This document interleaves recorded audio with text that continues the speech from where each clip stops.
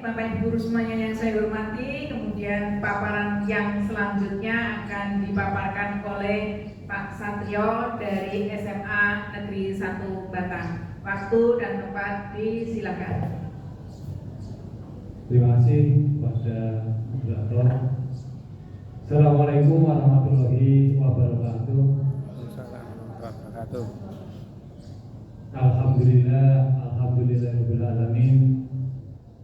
Pada kesempatan kali ini kita masih bisa diberi kesempatan untuk bertatap muka, beraktivitas sehingga bisa melaksanakan tugas-tugas kita dengan baik.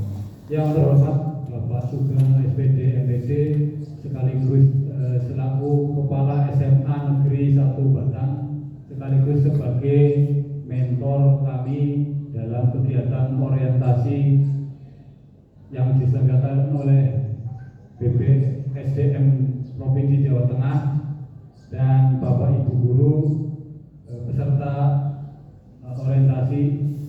Pada kesempatan kali ini saya akan menyampaikan laporan orientasi pengenalan nilai dan etika bagi pegawai pemerintah dengan perjanjian kerja Provinsi Jawa Tengah. Kebetulan biodata saya adalah seperti ini. Saya Satrio Purwoko, saya asli dari Tegal. Kemudian OPD saya kebetulan di SMA Negeri 1 Batang. Lanjut. Latar belakang apa yang mendasari saya menyusun laporan orientasi ini adalah Undang-Undang Nomor 20 Tahun 2023 tentang ASN. Di antaranya di situ mengatur beberapa pokok. Yang pertama, penguatan pengawasan sistem merit. Kemudian yang kedua, penetapan kebutuhan pegawai negeri sipil dan pegawai pemerintah dengan perjanjian kerja. Kemudian yang ketiga, kesejahteraan PNS dan P3K. Keempat, penataan tenaga honorer dan digitalisasi manajemen ASN. Dari undang-undang tersebut kita reduksi menjadi visi pemerintah Provinsi Jawa Tengah, di mana Jawa Tengah sebagai penumpu pangan dan industri yang maju, sejahtera, berbudaya dan berkelanjutan. Jadi dengan visi ini maka Jawa Tengah tentunya melaksanakan beberapa program-program terutama yang terkait dengan kebijakan P3K. Lanjut. Kemudian dari visi misi Jawa Tengah kemudian diturunkan lagi menjadi visi OPD SMA Negeri 1 Batang, yaitu terwujudnya lulusan SMA Negeri 1 Batang, terwujudnya sekolah yang berkarakter, berprestasi, berbudaya dan berwawasan global. Jadi, lanjut. Tujuan pelaksanaan orientasi ini adalah agar ASN dapat menjalankan tugasnya dengan baik, memiliki nilai-nilai serta etika jabatan sehingga nantinya dapat memenuhi core value berakhlak, yaitu berorientasi pada pelayanan, akuntabel, kompeten, harmonis, loyal, adaptif dan kolaboratif. Lanjut. Dari program-program yang dicanangkan oleh pemerintah, maka kita sebagai P3K tentunya membuat semacam program di mana program ini menjadi acuan bagaimana kita akan menjalankannya sebagai P3K, yaitu berupa RHK yang kita sebut dengan RHK.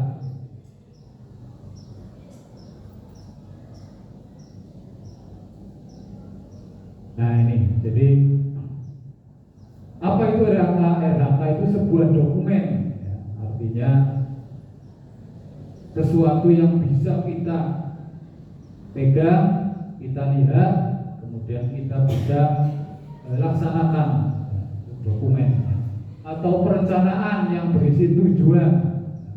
Jadi dokumen itu apa yang kita lihat, apa yang kita pegang itu bisa kita berisi tentang tujuan dan target yang diharapkan dicapai oleh seseorang, yaitu kita sebagai P3K atau suatu unit kerja, dalam hal ini OPD atau mungkin provinsi yang menggunakan kita dalam periode tertentu, biasanya 1 tahun. Jadi ini biasanya 1 tahun atau mungkin nanti di dalam RHK saya akan muncul ada yang 6 bulan, karena di sekolah di OPD itu, OPD saya itu berarti sistemnya semester, jadi ada yang nanti periodenya itu 6 bulan. Lanjut. Nah, jadi dari apa itu RHK itu, isinya diantaranya dokumen RHK itu apa? Yang pertama berisi tentang rencana kegiatan. Jadi ini kegiatan apa yang akan kita lakukan. Jadi, ini kita masukkan sebagai suatu rencana. Kemudian tentunya kita punya rencana, tentunya kita punya indikator. Jadi artinya tolak ukur. Jadi dari rencana kita rencanakan, kemudian ada tolak ukurnya. Seberapa jauh kita mengatakan bahwa rencana kita itu akan berhasil, namanya tolak ukur. Kemudian target, jadi targetnya dari target ini adalah sasaran atau hasil yang diharapkan. Jadi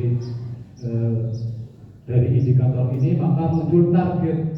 Jadi targetnya itu dalam periode atau dalam kuantitas atau kualitas tertentu misalnya. Kemudian output, jadi outputnya, hasilnya itu apa dari perencanaan kita tadi. Jadi dokumennya itu berupa apa? Itu namanya, itu termasuk dalam kategori output. Kemudian nilai-nilai dasar, nah ini yang perlu kita sampaikan, saya sampaikan karena tentunya P3K itu harus mencerminkan tadi yang disampaikan di depan bahwa ada core value-nya yang berakhlak itu. Nah, jadi itu nanti akan harus muncul di nilai-nilai dasar ini. Artinya apa yang kita lakukan, kita rencanakan itu nanti muncul nilai-nilai dasarnya. Lanjut. Fungsi RHK itu apa? Sebagai alat perencanaan dan evaluasi yang memastikan bahwa pegawai menjalankan tugas sesuai dengan tujuan organisasi dan berkontribusi pada pencapaian visi dan misi instansi. Entah itu instansi OPD, sekolahan yang kita naungi, atau mungkin provinsi Jawa Tengah secara luas. Jadi ini fungsinya dari RHK. Lanjut. Nah, ini rencana hasil kerja ini, saya menyusun rencana hasil kerja ini berdasarkan beberapa capaian-capaian atau target tertentu yang nanti akan ada di slide selanjutnya. Jadi ini unit kerja saya di SMA Negeri 1 Batang, jabatan guru mata pelajaran kimia, kemudian masa kontrak sesuai dengan SK P3K saya, yaitu 2024 sampai dengan 2029. Kemudian tujuan instansi atau unit kerja selain yang ada tadi di visi misi, juga ini saya tuliskan mencetak generasi emas yang berkarakter, berprestasi, berbudaya dan berwawasan global. Kemudian terlaksananya sistem pendidikan dengan efektif dan efisien, terlaksananya visi dan misi sekolah. Jadi itu beberapa garis besar dari tujuan instansi atau unit kerja saya. Dan RHK-nya ada di slide berikutnya. Jadi saya bacakan ini yang RHK, saya menyusun RHK itu yang pertama, yaitu ini yang diintervensi oleh Bapak Kepala Sekolah, yaitu terlaksananya peningkatan kualitas praktek pembelajaran guru.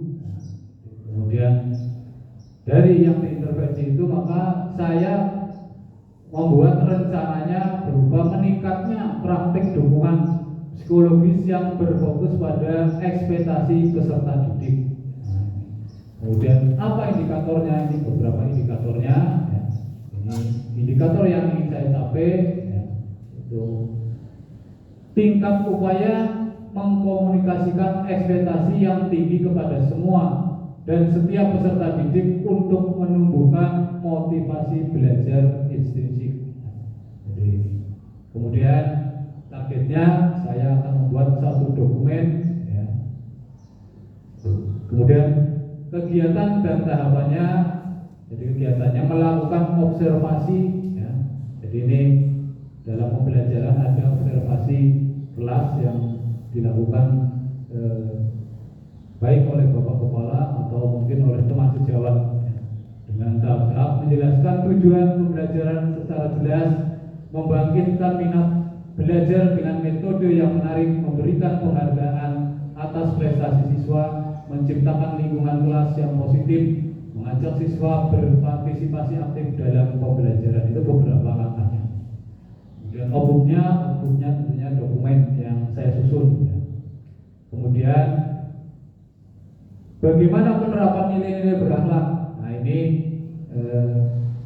titik tolaknya kita mencapai dari nilai-nilai berakhlak tadi, yaitu bahwa saya memfasilitasi kegiatan pembelajaran secara partisipatif dengan siswa dan berdiskusi secara terbuka.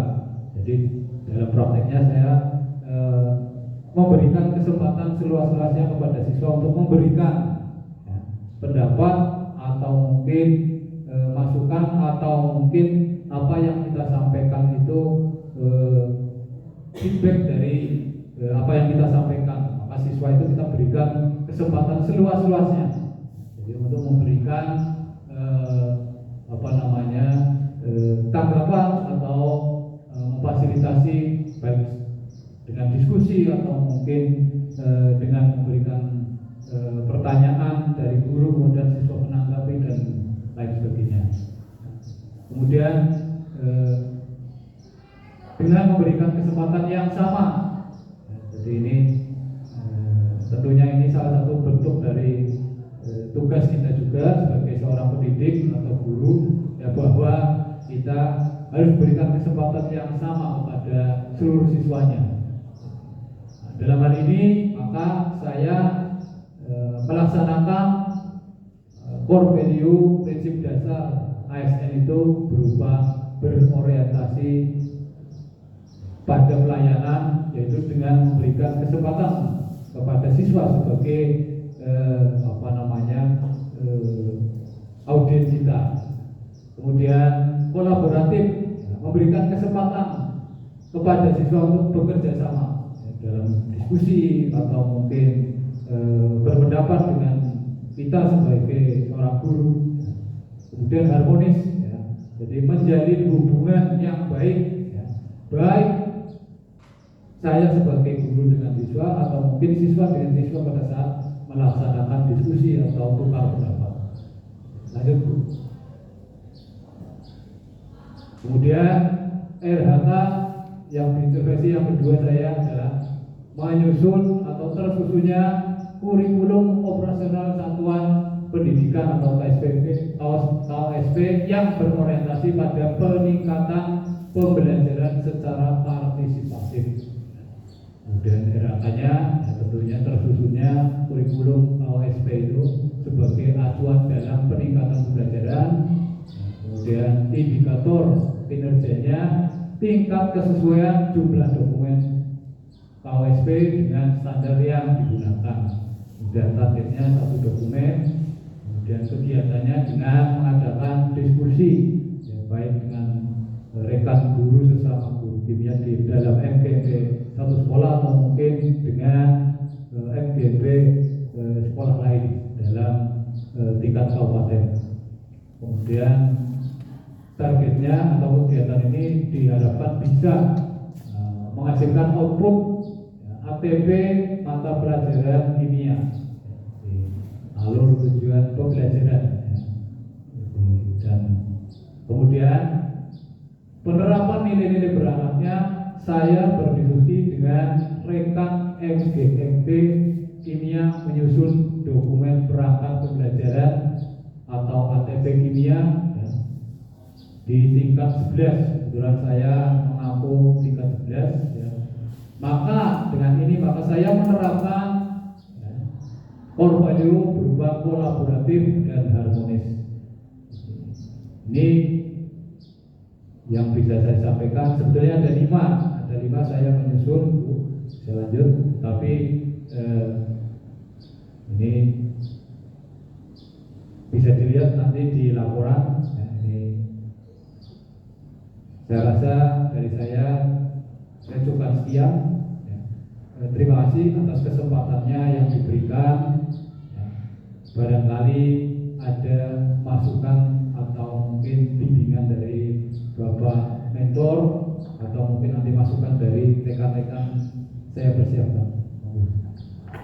Baik, Bapak Ibu guru semuanya, itulah presentasi dari Pak Satrio SMA Negeri 1 Batang. Barangkali Bapak Sugeng sebagai mentor mau memberikan masukan, waktu dan tempat disilakan. Ya, matur nuwun Pak Satrio Purwoko yang sudah mempresentasikan hasil dari buat penyusunan laporan rencana kerja panjenengan pada kesempatan kali ini. Presentasi yang sudah disajikan sudah baik dan sudah jelas tentang RHK yang jenengan susun, yang jenengan buat. Artinya seperti memang diharapkan kita bersama bahwa nanti pada saat kita melaksanakan tugas sebagai ASN itu kita setiap tahun diminta untuk membuat RHK seperti ini. Hanya mungkin tidak seperti kolom-kolom seperti ini, tapi paling tidak kita membuat rancangan ini bahkan nanti indikator kinerja individu akan menjadi tagihan kita, sehingga nanti panjenengan RHK itu bisa tahu maksudnya seperti ini. Sehingga tadi kan kalau yang Bu Anggoro sebetulnya sudah hanya kurang teliti saja. Nah, kalau ini sudah teliti bahwa RHK saya itu indikatornya adalah terkelolanya pembelajaran melalui perencanaan perangkat penilaian asesmen dan mengacu pada KSP. Ini kan RHK-nya sudah jelas di sini, aspeknya apa saja, kemudian IKI-nya sudah muncul juga di situ, kemudian target kesesuaiannya juga ada. Artinya bahwa RHK ini nanti di akhir itu terukur oleh atasan, itu kita bisa menilai, karena pada akhir dari kegiatan RHK ini kan nanti munculnya adalah nilai kualitas dan nilai kinerja untuk setiap ASN yang diberikan oleh atasan langsung, sehingga terukur. Nah, ini sudah artinya dengan melihat ini sudah dapat diukur. Hanya saja mungkin untuk waktu itu di dalam penyusunan RHK itu kan tahunan, sehingga waktu itu berupa 1 tahun. Hanya mungkin bentuk target dokumenannya kalau itu 6 bulanan berarti menjadi 2 dokumen begitu. Jadi kalau waktu tetap berupa 1 tahun. Nah, hanya mungkin nanti pada penjabaran misalkan, karena setiap TW juga kita akan membuat SKP triwulanan yang diambil dari RHK panjenengan semua. Jadi tetapi di RHK itu 1 tahun berubah 1 tahun, sehingga di situ kalau 6 bulan nanti dokumennya menjadi 2 dokumen, karena mungkin ini kan kaitannya dengan penyusunan modul ajar yang sekarang masih masih berupa RPP ataupun kalau dulu ya RPP, silabus, kalau sekarang berarti modul ajar, TP, ATP dan sebagainya. Itu dua tidak apa-apa, tapi itu bentuknya adalah bentuk targetnya 2 dokumen nanti. Berarti tetap waktunya itu 1 tahun. Itu masukan saja.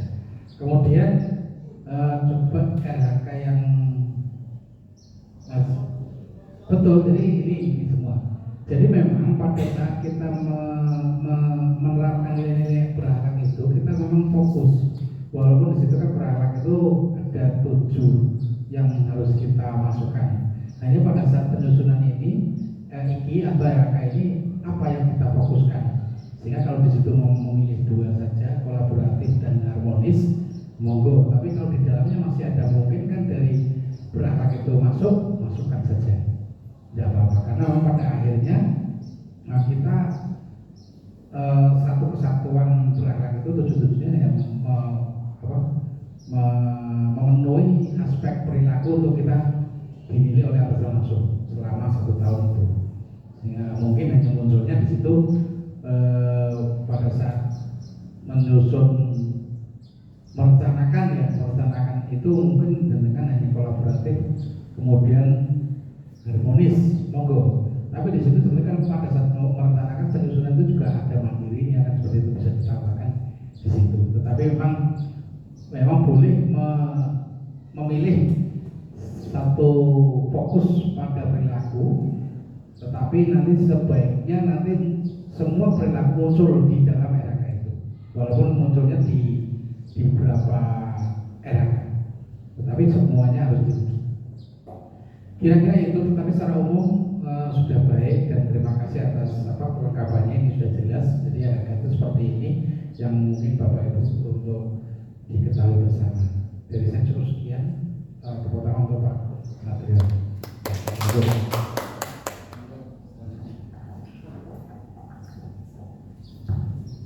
Monggo Bapak Ibu guru semuanya bisa dilanjut untuk pertanyaan atau mau ditanggapi dulu, monggo Pak Satrio. Mungkin saya menanggapi dulu. Jadi terima kasih atas masukannya dari Pak Sugeng. Ini ya itu untuk koreksinya 6 bulan. Nanti saya ganti menjadi 1 tahun dan dokumennya otomatis menjadi 2. Kemudian mungkin yang menjadi pertanyaan saya Pak, ini untuk nilai yang berharapnya itu misalnya kan kita ada 7 misalnya kalau lengkap misalnya. Nah ini dalam 7 ini masuk ke dalam misalnya saya menyusun RHK satu item ini itu masuk semua, atau mungkin ini kan saya contohnya misalnya membuat ada 5 ini, atau mungkin misalnya di 1 ada 2, di 2 misalnya ada 3, di 3 ada 2 lagi, kemudian dan seterusnya misalnya, atau mungkin dalam satu item ini 7-nya masuk. Intinya tadi Mas, jadi intinya 7-7-nya itu merupakan bagian dari perilaku selama 1 tahun, harus muncul semuanya. Mungkin pada saat contoh ini Pak ya, terkelolanya kegiatan pengembangan dengan pada melaksanakan keteraturan kelas dan teman sejawat pada kegiatan dan tahapannya itu, dengan memunculkan yang kolaboratif, harmonis, akuntabel. Bukan apa-apa, nggak apa-apa. Tapi nanti di akhlak perilaku yang lain harus dimunculkan yang lain, sehingga 7-7-nya itu dimunculkan di semua RHK jenengan. Kalau itu hanya fokus itu boleh, tidak apa-apa. Oke, tidak apa-apa. Monggo, nanti ada yang lain. Monggo Bapak Ibu guru, kalau ada yang lain silakan. Cukup Bapak Ibu guru semuanya, Pak Sandro, sudah cukup. Terima kasih Bapak Ibu guru semuanya sudah berkenan untuk memperhatikan atau mendengarkan paparan dari Pak Satrio Purwoko, SMA Negeri 1 Batang. Dan berikutnya akan ada paparan selanjutnya Pak Sugeng. Ini paparan yang akan diberikan oleh Ibu Paryanti. Waktu dan tempat disilakan.